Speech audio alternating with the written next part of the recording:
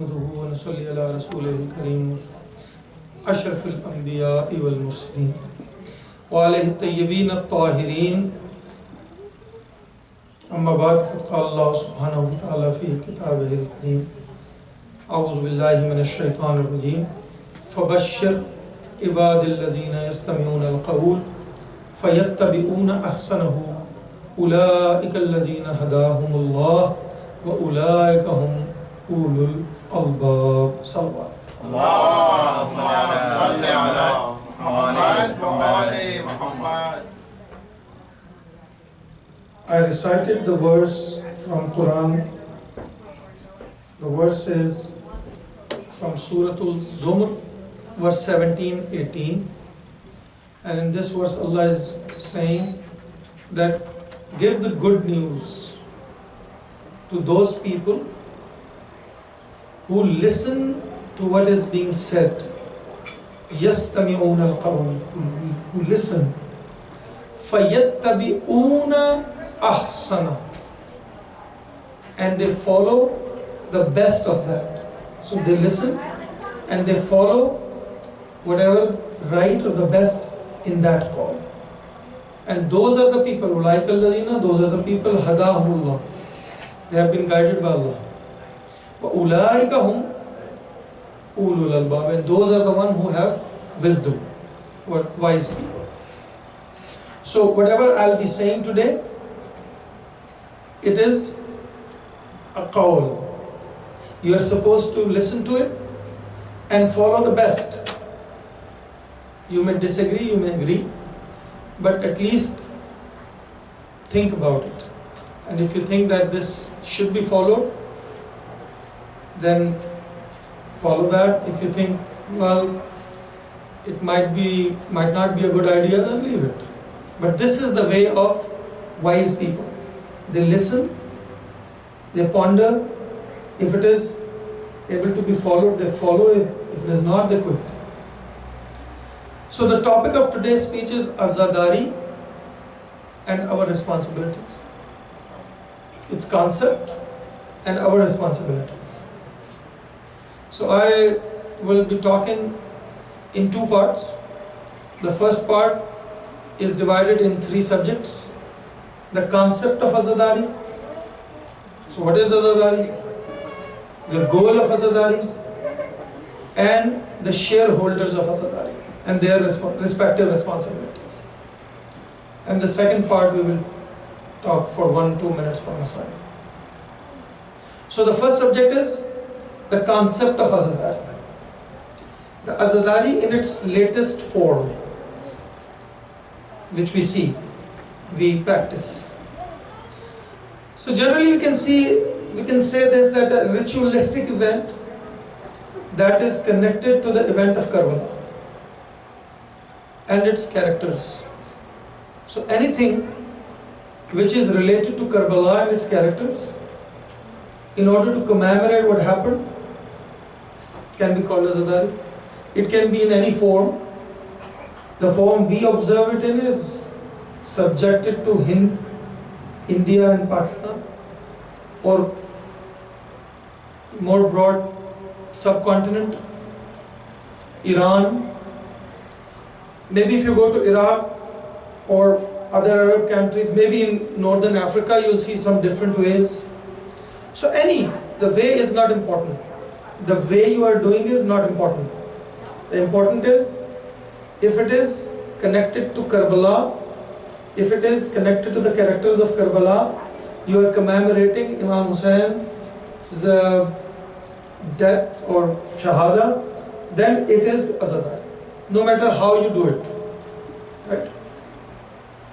Here I can quote one hadith from Imam Jafar. He said,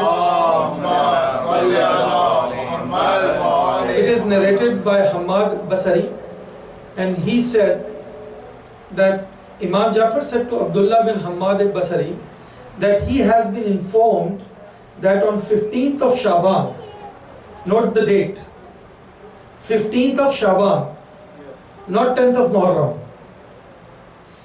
Imam Jafar said to Abdullah bin Hamad Basri that he has been informed, Imam has been informed he was informed that on 15th of Shaban, people from suburbs of Kufa and other groups of men and women gather at the grave of Imam Hussain. Some recite Quran, some weep, some tell stories, and some recite epitaphs, Marsiya.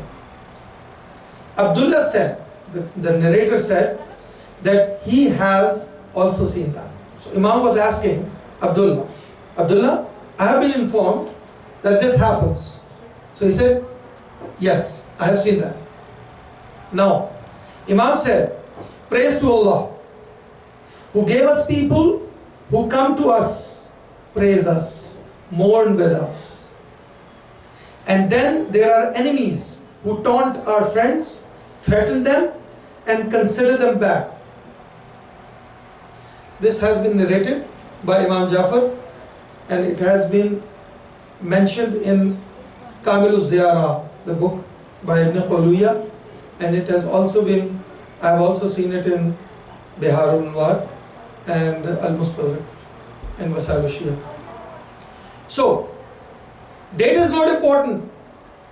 15 Shaban, what we do in subcontinental, we celebrate the birth of our 12th Imam, right? We celebrate it. We have what we call Milad.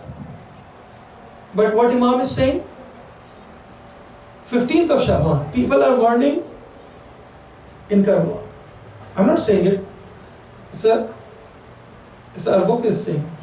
And by the way, if you read this Kamil Ziyara, this chapter especially, there are so many riwayat of doing Azadari in month of Shaban. So many. Now can you imagine, in Bara Saghir, we call Shaban is the month of joy. So dates, way, method does not matter. Anything which relates us with Imam Hussain, any modus, any way, any ceremony or any event celebrated in any way. In Nigeria, I have seen people wearing three-piece suits. They are having banners in their hand, just like a normal agitation kind of procession, and they call it Azadari. In our country, we like lament after taking clothes off and like shirts, not clothes but shirts off, and so we call it Azadari. If you go to other parts of the world, maybe different ways. So important thing is that this is what, when we say Azadari, this is what we have in our mind. An event, a celebration or a commemorating way of Imam Hussain. Shaykh Siddiq was the first reciter, formal reciter. Before him, it wasn't like that. People gathered, talked about Hussain, cried, left. But the speech, which is the incumbent part of Azadari nowadays, it was first done by Shaykh Siddiq. He was the first person who started speech. And 351 Al-Hijrah was the first julus, the first procession. 351 Al-Hijrah in Baghdad. First procession. Tamerlane was the person who initiated this tabut and tazia in subcontinent and Iran. Tamerlane. Tamerlane we call it in our language. So there are many people who took part in that, and the form we see it right now, today, it came into this form in evolutionary stages.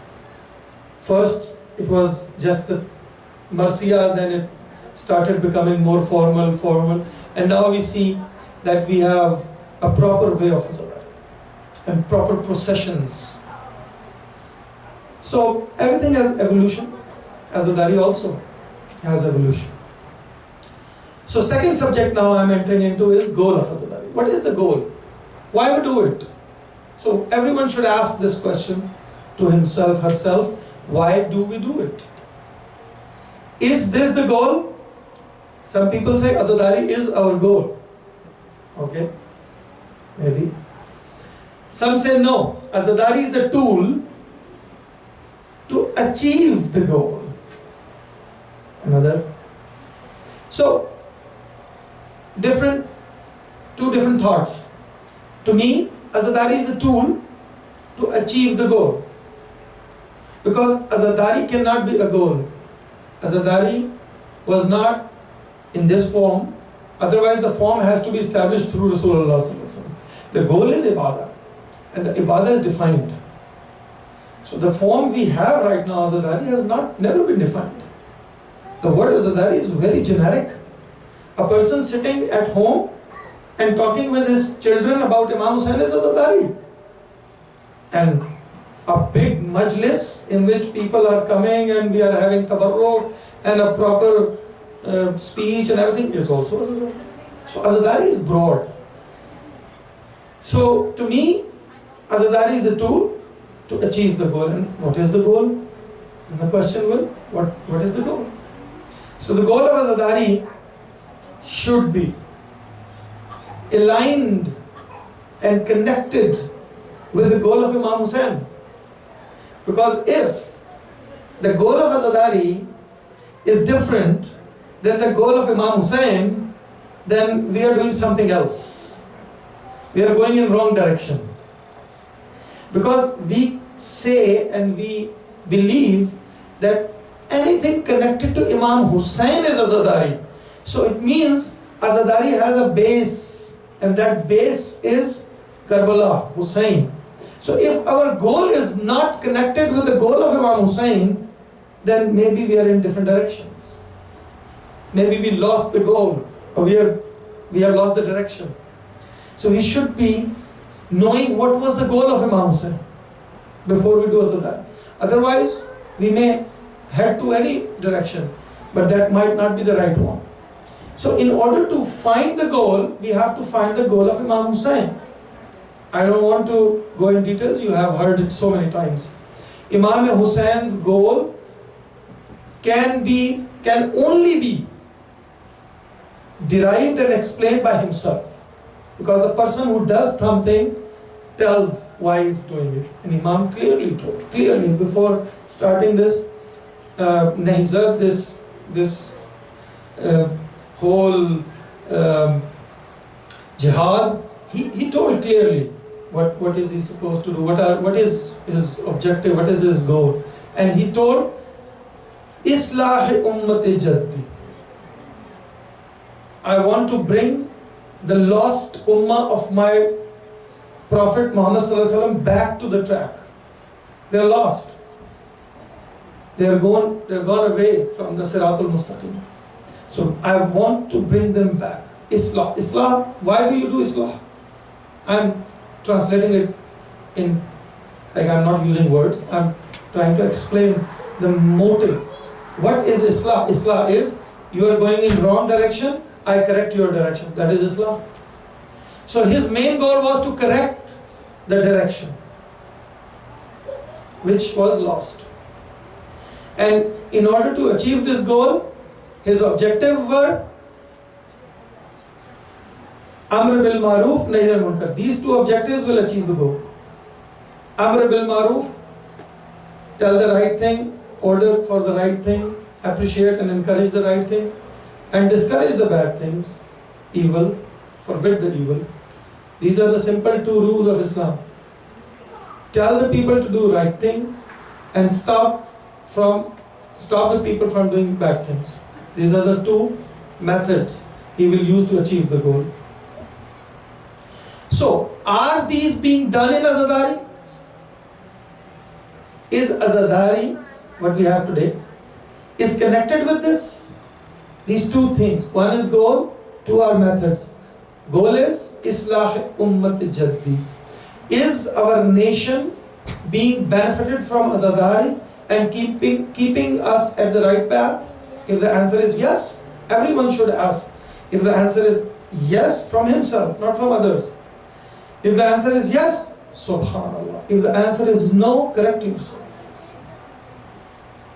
Is Amr bil Maruf, Nahi anil Munkar is being done in Azadari? If the answer to yourself, your question, answer to yourself is yes, subhanallah. If the answer is no, the direction is wrong. You must correct it. So, I should move forward to my third subject, which is shareholders of Azadari. Who are the shareholders of Azadari? So we can categorize them in four. One is the government. Second, very important, organizers. Third, attendees, participants, spectators, whatever you want to call them. And fourth, reciters.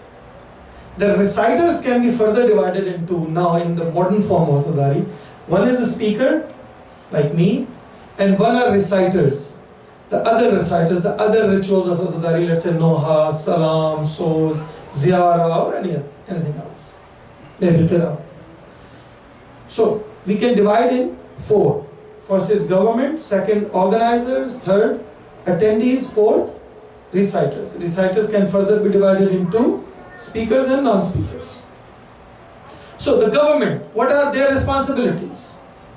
We expect that government should allow peaceful processions. The processions need to be peaceful and they must be allowed. Because if this is the birthright of every single human, to agitate peacefully. It is democratic law, democratic right, it is birthright, it is constitutional right. No matter where you live, America or Europe or Asia or wherever you go, this is your right to agitate peacefully. Don't disrupt the peace. Don't be not in hegemony, but peacefully, in civilized way. So governments should allow, number one. Number two, provide peace and security for local gatherings. Of course, this is government's duty to provide us security. We cannot provide ourselves, because then we'll have to take guns in our hands, which is never advisable. So government should provide peace and security to the peaceful agitators.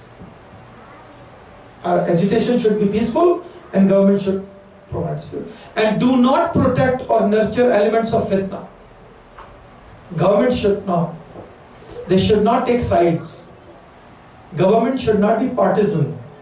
That okay, now a Sunni is in government, he is against Azadari, so he will take steps to jeopardize it. No, that's not his responsibility. His responsibility, being a government person, is to be fair with everyone, give rights to people. No matter if he disagrees personally, but now he is not acting as on personal basis, he is acting as a representative of the people. So being a representative of people, he should exercise his duties according to the law. And the law allows everyone to agitate peacefully. Second, shareholders are organizers. Now this is very, very important. This is where the buck stops, I would say. This is where everything starts and stops. The first responsibility of any organizer should be that I am doing this Azadari qurbatan ila Allah. It is not for anyone's pleasure. It is not for personal gains. It is not to create, to show off or something. It is qurbatan ila Allah. It is only for the sake of Allah. If Allah is happy, alhamdulillah, I am satisfied. If my actions are not acceptable by Allah, then I should be worried. So qurbatan ila Allah. Second, sincerity. You should be doing, or any organizer should be doing this Azadari with sincerity. we cannot indulge in any sort of showing off or competition or jealousy or anything. These are bad. Nowadays we see around just see around. You will feel this. Organizers are competing with each other. I'm talking about back home in Pakistan, especially here as well. People are competing with each other. Okay, you have Azadari on this date, I will also have on this date. You have on that date, I will have on that date. Show off. Okay, you are Azadari, you are bringing something to attract people, I'm bringing that. Don't do this. You are losing your sawab. You are getting everything but sawab. Let me assure you, you are getting everything out of that Azadari but sawab. And I'll tell you how I'm saying that. There are hadiths on it. And the most important part of an organizer in an Azadari is to select appropriate people. That is the key of our ignorance these days, to be honest. Imagine a nation having such a beautiful institution where every single person, young, middle-aged, old, even boys, are ready to come for 2.5 months to the centers. And people don't know how to pray. People don't know what is the reality in Karbala. What actually happened in Karbala. It is I don't know how people feel it. I am not a regular zakir, and nor my living is connected to this. So I am bluntly saying it. This is a massive failure on account of us. Massive failure. That I see around, I meet people, I traveled a lot in my life, and everywhere I met Shia people, and I was amazed to see them. That, like, I'm not saying 100%, but 90% of them don't even know what happened in Karbala. Although they listen nothing but Karbala in Azadari. But unfortunately, massive errors, huge errors in our narrations, what have been being recited on our members. Not by laymen. People with turban, people with cloaks. They are reciting daif tareen riwayat on member, which our ulama strongly reject, but they are being recited. Nobody bothers. Well, selection of appropriate people is the foremost responsibility of an organizer. Why? Because whatever is being said on the member, the person was selected by the organizer. The reward will go to the organizer if the things are said right, but the guna, the sin, will also be shared by the organizer if the things are said wrong. So be careful when you invite people. Imam Jafar said, right, he said to his people, Imam Jafar said, and it has been mentioned in Masail Sharia by Ayatollah Mishkini, in translation of Masail Shia, volume 1, page 2930. Imam Jafar said, write whatever I say, and convey it to your brothers in Iman. And when one dies, he must make his children heirs of his writings, because people will be facing a time when ulama will be rare. Ulama will be rare, and pseudo ulama will be in abundance. People will be happy with them and will be seeking knowledge from them. Who's saying it? Imam Jafar saying, write my things and convey it to your children, because the time will come when pseudo ulama, who are not ulama, who look like ulama, who wear like ulama, who dress like ulama, who behave like ulama, will be in abundance. But ulama will be rare, very few. And people will not be following very few. They will be following abundant ulama. Time is there. We are waiting for Imam Zamana. What is this? Look around. If you think this time is the time which Imam was talking about, be careful. If you think no, still that time hasn't come, very good. Let's and support Zakirin who are good, who do it for Allah. I will talk about their responsibilities, but organizers must support them. Attendees, you. I personally have been in all forms of Azadari. I have been an attendee, I have been a reciter, I have been a speaker, I have been a non-speaker reciter, and I have been an organizer. So all this what I am saying is, I am also part of it. So it's not that you. I was an organizer, so as an organizer, I should also be careful. And as an attendee, again, the first and foremost responsibility is to attend the majlis qurbatan ilallah. Not to please others. Come to the majlis, come to the Azadari for the sake of Allah. Not to please my brother or sister or cousin or friend. Okay? If you come, your friend will be pleased, right? That you attended, you got your reward. Don't expect anything from Allah. Don't expect anything from Allah.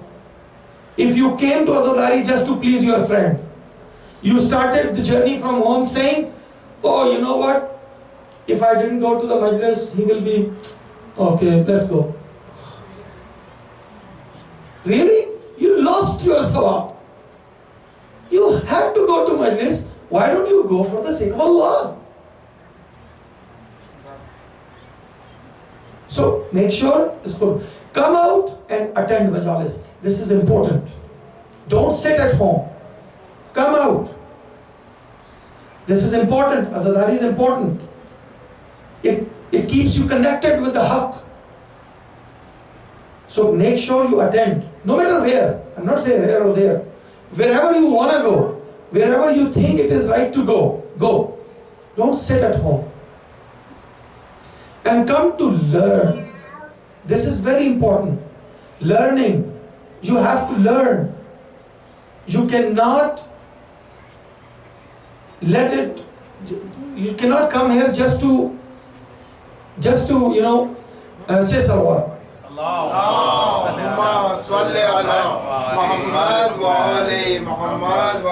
So don't come here just to eat or enjoy or just perform a ritual. Come to learn. And on this, I would say, Imam Jafar said, فَانْظُرُوا إِلْمَكُمْ هَذَا أَمَّنْ تَأْخُذُونَهُ. Means, keep an eye on those from whom you are taking ilm. Keep an eye. Ilm cannot be taken from everyone. Be selective. Be selective. I like Imam Jafar another in Al-Kafi. He said, I like that my companions are struck on heads to get knowledge. Allahu Akbar.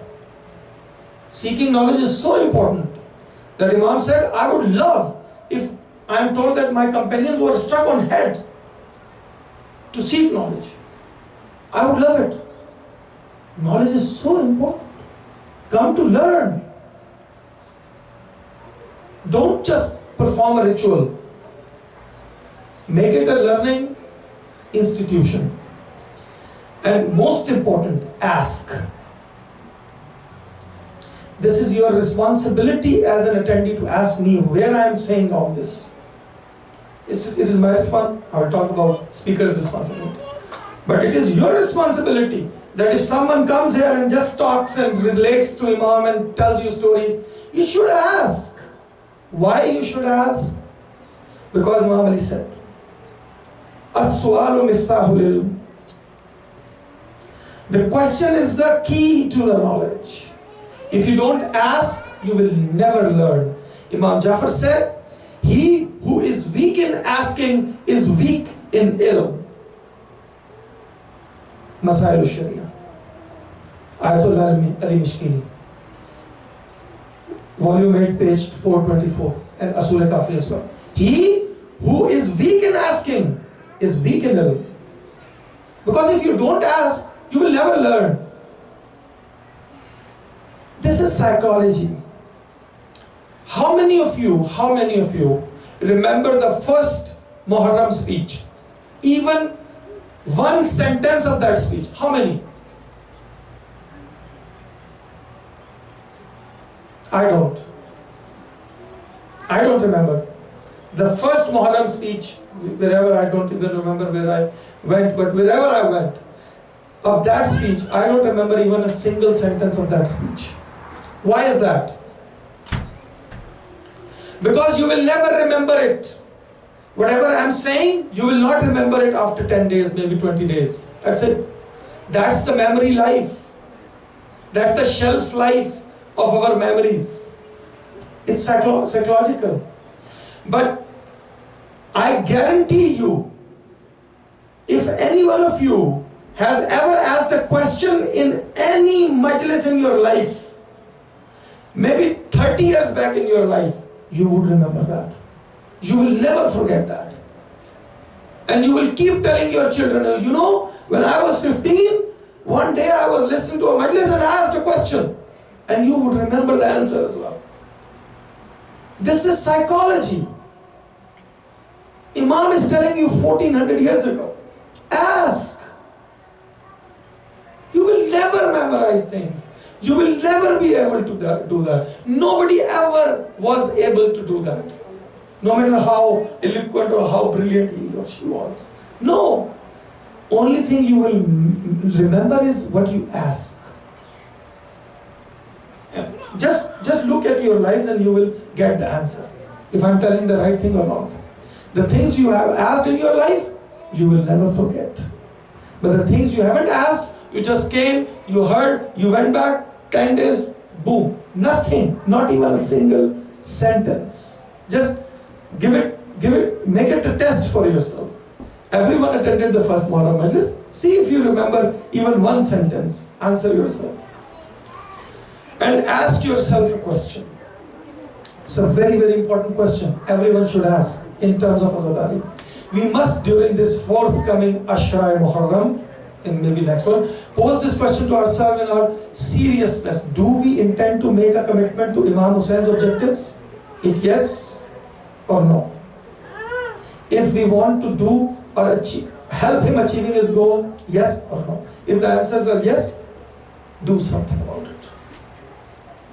Bring some change. How many years you have been doing this Azadari? How many years? All of your life. Did any change come to your life? No?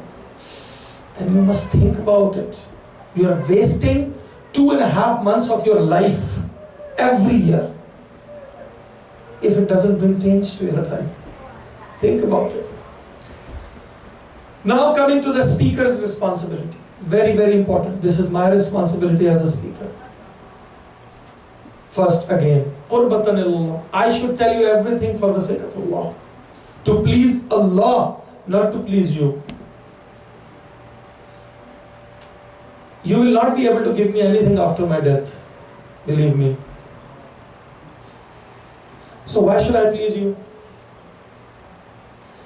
And if it is the matter of Islam, Alhamdulillah, how can I do that? How can I please you?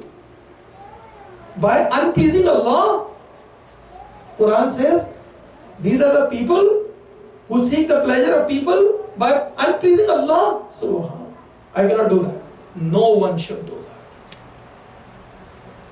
that. And sincerity to the objective again. What I should say from here is to help Imam Hussain in achieving his goal. It is not that he has achieved his goal. No. No. Till the day of judgment, Hussein's goal is there. Haqq need to be verified, authenticated, and followed, and identified. Sorry. And truthfulness. I should be very truthful.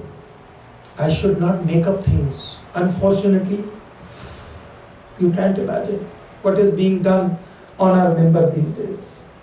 Rampant. I'm not talking about few. I'm talking about 80% of our members.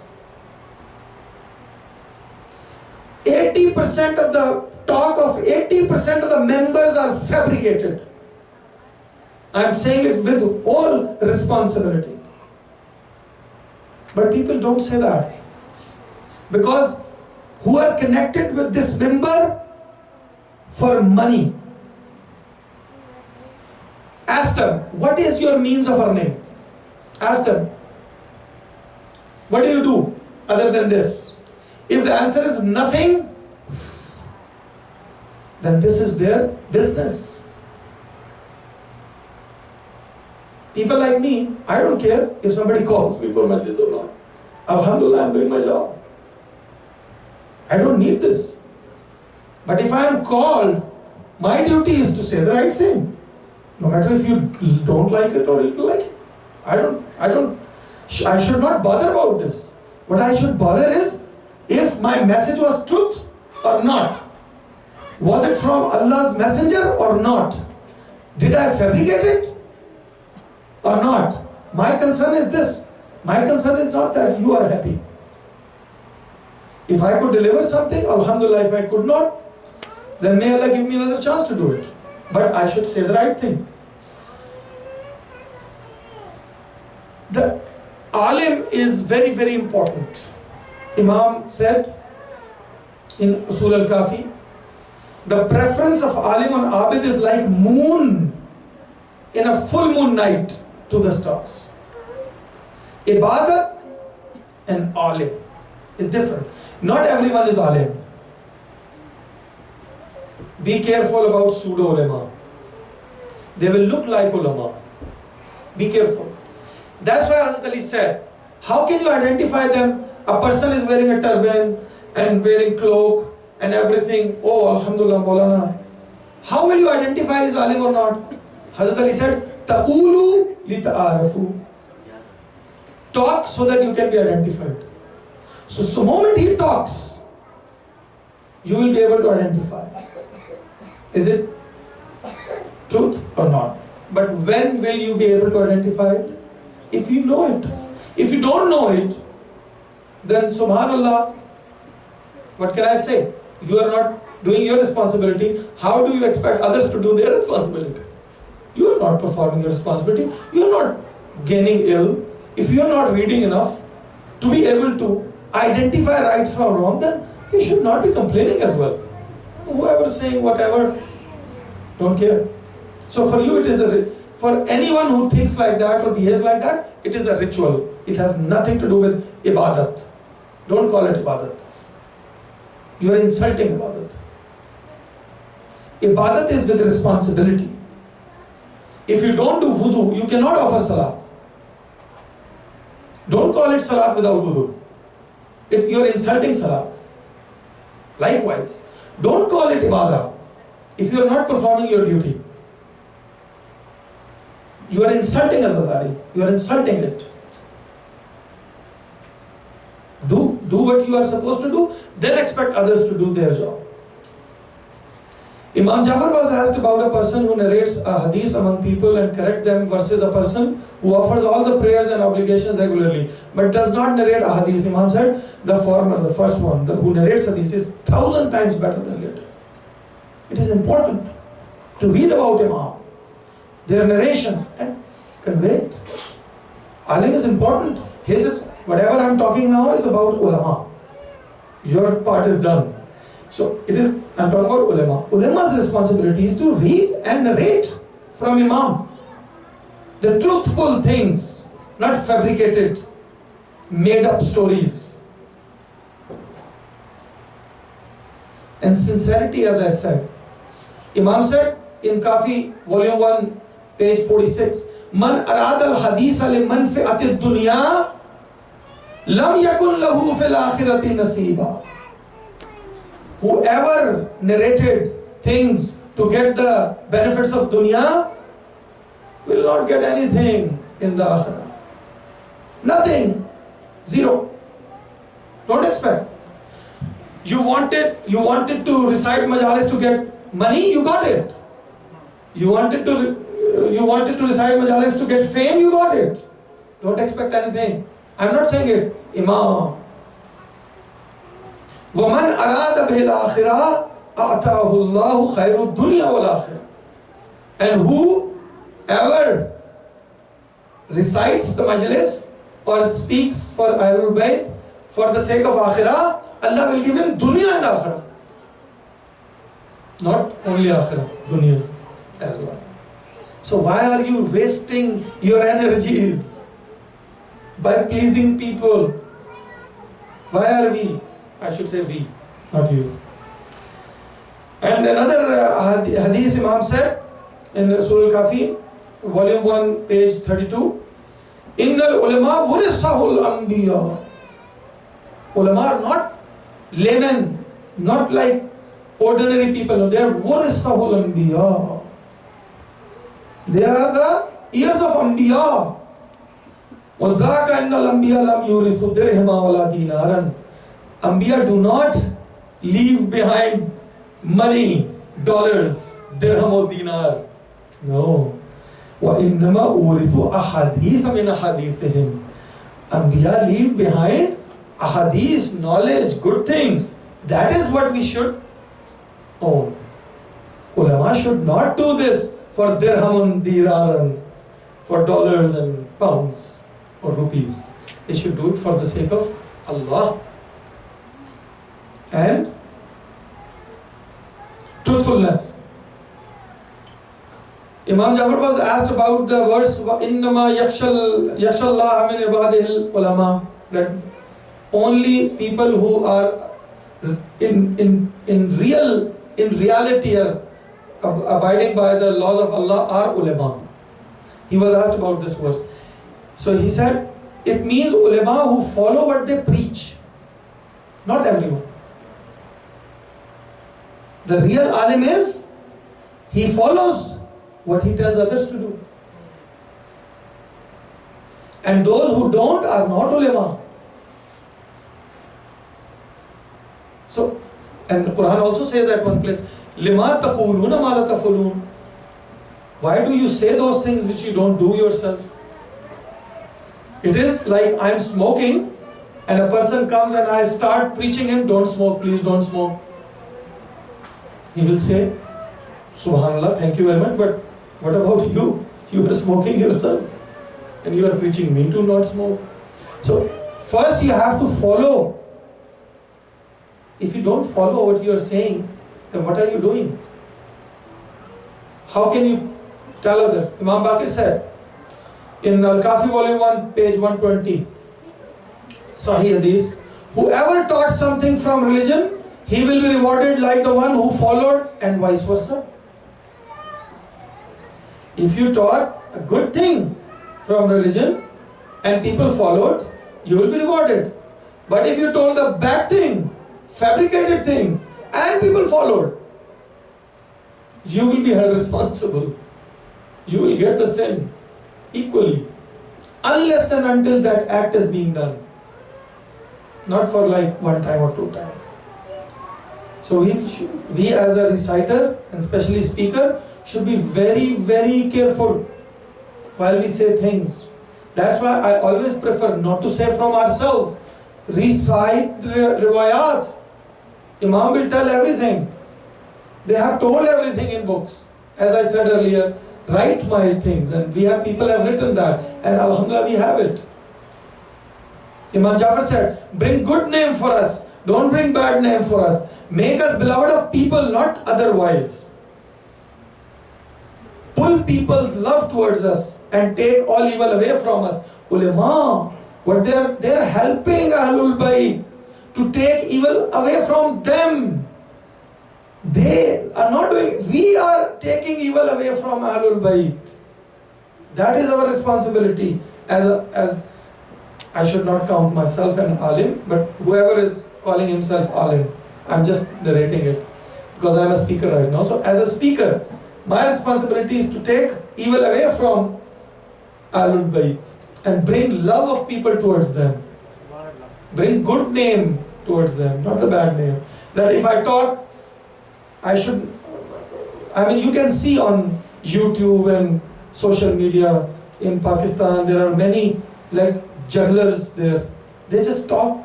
Do they bring good name for imams? People are sharing their speeches and making fun of them. Everyone is saying, look at them. These are the followers of Ahlul Bayt. Is it bringing good name to imam? Doing those sort of things which they do on member? They should think about it.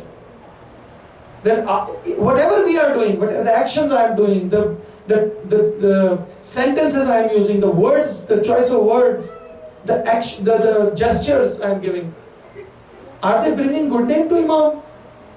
Or people are making fun of imam now? Look at their followers.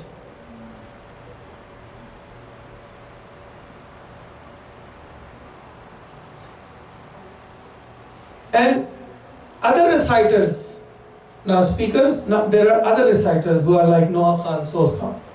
Again, whatever they should do is for Qurbatan ilallah.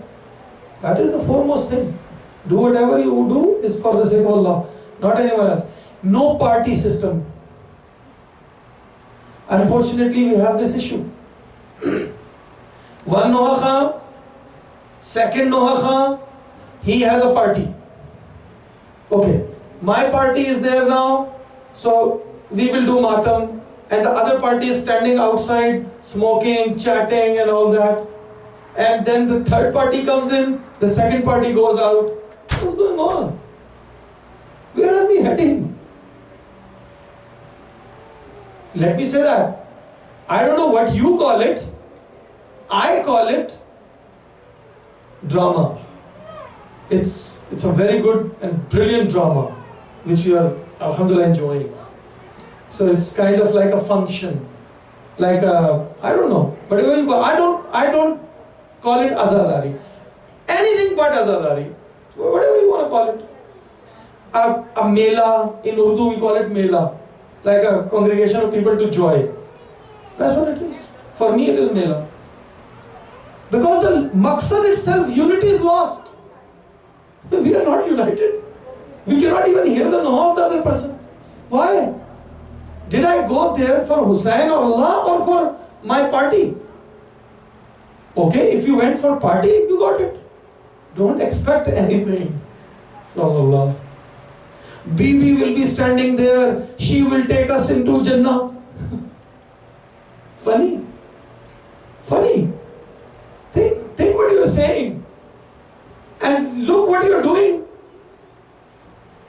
Look at your action and look what you are saying. Imam Hussain will not enter, Bibi will not enter in Jannah until we enter. Alhamdulillah. So look at your action. Did you do it for Bibi? I asked you to come to my home and do something and you were not able to come because I was not paying enough. Alhamdulillah. Bibi will be standing there. You are living in a fool's paradise, my brother, if you are thinking like that. It's a fool's paradise. I don't know who will be standing there for you, not Bibi for sure. So be careful. Selection of appropriate kalam. Now, in order to please people, in order to get wah from people, nar-e-hadri from people, we are ready to use ridiculous kalams in majlis. Totally ridiculous. Which are against Islam, against Aqidah, against Rasul. They even have Tawheen in it. Tawheen and Risalah, open. Being recited in majlis. Just to get, and people are saying, Subhanallah, MashaAllah, Baba. Subhanallah, attendees are also performing their responsibility. Everyone must think what they are doing. What are you reciting? In order to praise one, you are insulting other. You are praising Imam Ali by insulting Rasulullah. Subhanallah. What is this? Who is Ali? Who knows Ali other than Rasulullah? Did Hazrat Ali has an identity other than Rasulullah? Did any of Sahabi, any of Ahlul Bayt, no matter who, had any identity if they are taken away from Rasulullah? What are you doing? Where are you heading to? What is this? I don't understand. Is this Islam? Imam Hussain said when Yazid offered demanded the bay'ah, he said, Salam is Islam ko mera salam hai. I say salam to this Islam. So I also say salam to this Azadari. What is this? You should think about it. What you are reciting, you cannot even select the appropriate kalam. Delete those things. You are not, if you want to recite a noha, not every single couplet you have to recite. Just quit some. Let's say if you don't agree with one or two, quit. You should have wisdom and you should use your intellect. Practice before you recite to avoid embarrassment. This is for me, maybe. That sometimes because if you want to perform, you should perform it at your best level. Everything should be beautiful, whether we like it or not. But to be honest, if like a bad voice guy started reciting in like melodious way, everyone will be like, oh, when he will finish. Don't bother people. Recite appropriately. Practice at home. And now we are saying, I understand that, okay, let everyone take part in Azadari. That notion is also good. You will get sawab for this niyyah because you are trying to promote it. But on part of the reciter himself, he should think whether he practiced, his voice is able to be heard or not. And because you know what Rasulullah, one time a person came to Rasulullah and he said, Ya Rasulullah, there is a guy who takes very long time in Salatul Jama'ah. Rasulullah didn't like it. He said, no. Salatul Jama'ah should be the shortest one. Shortest. Why?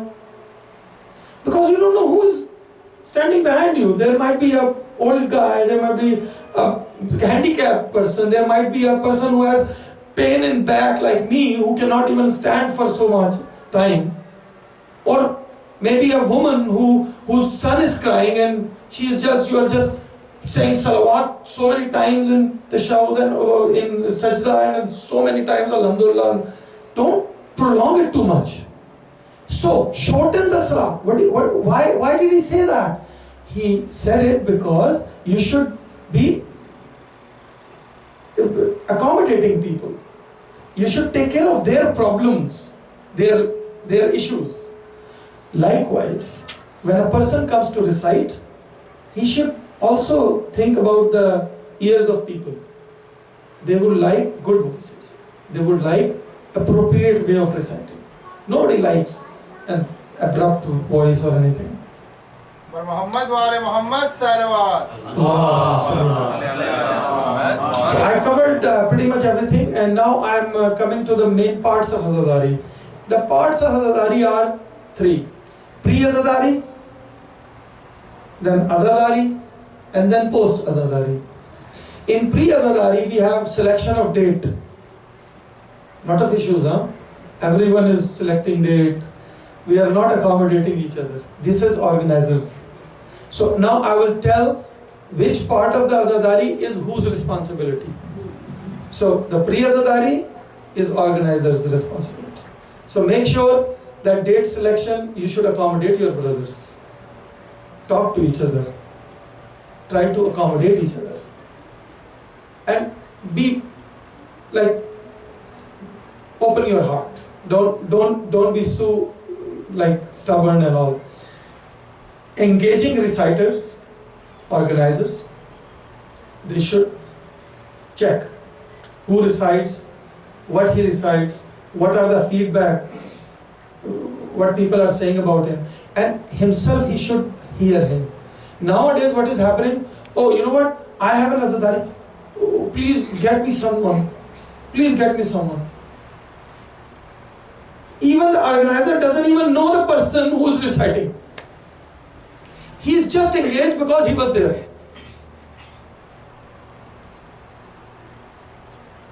What are you doing? Do your homework. You want to organize a majlis? Do your homework. Listen to people. Select appropriate one. And make good arrangements. Try to make better arrangements to facilitate people. People will come, there might be a handicapped person, there might be a blind man, there might be anyone. So try to facilitate them through your arrangements. Good food. And then comes the Azadari, the pre-speech, the speech, and the post-speech. Again, these are all reciters. Reciters' responsibility and speaker's responsibility. Organizer and attendees have nothing to do with that. And then comes the post-Azadari, which is food services, organizers, and attendees, cleaning and maintenance. Now here attendees are also involved. Please make sure that don't take this as I am in Azadari, I don't care about that, this is not my house, so do whatever I can. Spill tea, throw stuff. In your house, do you do that? Would you like if someone comes to your house and started throwing plates like this and say, okay, I ate rice from here, throw them over there. Okay, what is this? Feel like home. Behave. If you have food at home, do you take like full plate? Have you ever done it at your home? Like you are at home, your mother cooked, and you are taking like 20 botis in your plate because this is Azadari. Azadari, alhamdulillah, Azadari. What is this? What is this? Seriously? Seriously, do you do that at home? Or if somebody comes at your home and does it, would you like it?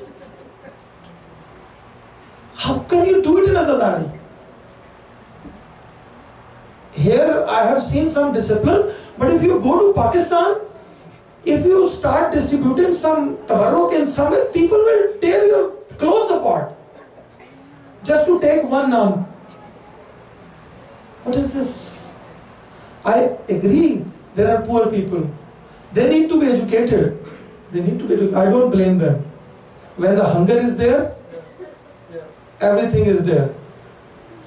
As Azadari rightly said, hunger takes you to kufr. It's a very bad thing. So I don't blame those, but what about our educated people? Come on. So make sure cleaning is half iman. Eat little less, don't make a mess.